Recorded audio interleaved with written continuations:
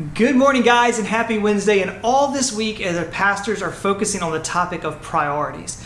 Now, we want to be sure that the important things are highlighted, and then the idols that creep into our lives, we throw those things down. In order to do that, we have to be sure that our priorities are in the right order. Now, Jason and Brooks, they've already given you guys some great pointers from Scripture so far this week, and I'm going to just give you some more in our time today. But before I get into the passage that I feel led to share today, I would like to give you guys an object lesson on priorities. And yes, I'm going back to a little bit more of that F3 methodology today to share with you guys. Why do I keep going back to it so much?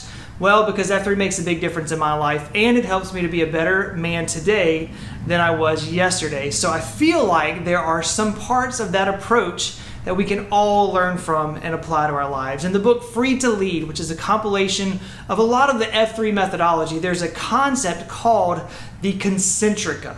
Sounds fancy, right? In order to know how to impact the world around us, we first need to know who to impact. The image in the book that we use to teach this concept looks kind of like an archery target, right? Kind of like this. And the bullseye in the middle has the word family on it. And the next ring is brothers in arms, and then ring of 18, and then ring of 80. And finally, that outer ring says the world. Now, of course, when you're aiming at the target, you aim for the center, right? That's kind of how targets are designed to work. In the case of F3, the most important place we impact with our lives is within our very own family, wife and kids. And then those friends on the outside of that consider family, brothers and sisters that stick with you through tough times and celebrate those victories with you, even though they're not family. And then that ring of 18 extends to the 18 people that would have their lives impacted by our deaths. And then the 80 or so would be the ones that would attend our funeral, but not really have a lot of deviation in their daily paths without us there. And then finally, the rest of the world that would not feel the impact necessarily of our loss. The reason F3 teaches this to men is so that we make sure we don't give the most energy and effort and emotion to the groups that really wouldn't miss us if we're gone. So when we do that, when we scramble for the approval of the masses, guys, we sacrifice the impact with those that are closest to us and the ones that we're called to lead. And when we apply this to our faith, I would suggest that some different titles fall into these circles, right? In the bullseye, in the very center, our lives should be a relationship with God. Everything else must come second to that relationship. If we're out of sync in our relationship with God, guys, we have no hope of having a quality relationship with anyone else, anywhere else on this target. So the next circle out would be our family, the people that God has blessed us with. And sadly, though, the very people we often neglect, seeking the approval and the praise of those lesser and outer circles.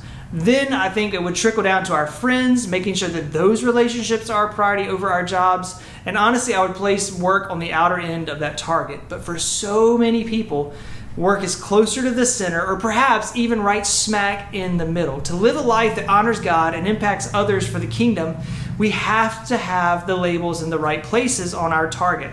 When we question about the most important commandment, Jesus replied in Matthew 22. He said, to love the Lord your God with all your heart, all your soul, and all your mind. And this puts God firmly in the middle of our target. And then we start expanding that circle out accordingly, moving to our family, and then to our friends, and then ultimately, finally, after all those relationships are a priority, then we get to work.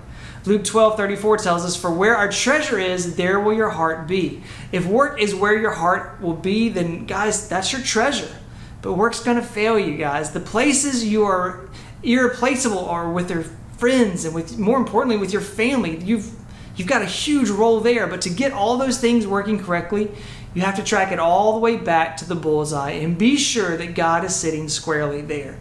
When that relationship is right, you will see alignment in the other areas as well. So guys, take just a few minutes today on a piece of paper or a napkin or something like that, draw a bullseye, and then with some honest reflection, write down your priorities, one per ring. And if you have a hard time deciding between some of those answers, guys, look at what gets the most of your time, because that's a clear indication of what is most important in your priorities. If you need to make some changes, man, please don't waste another second. Take care of that today, and then keep that bullseye somewhere you'll be able to see it and be reminded of what is most important in your life. Guys, have a great rest of your week. We'll see you all real soon.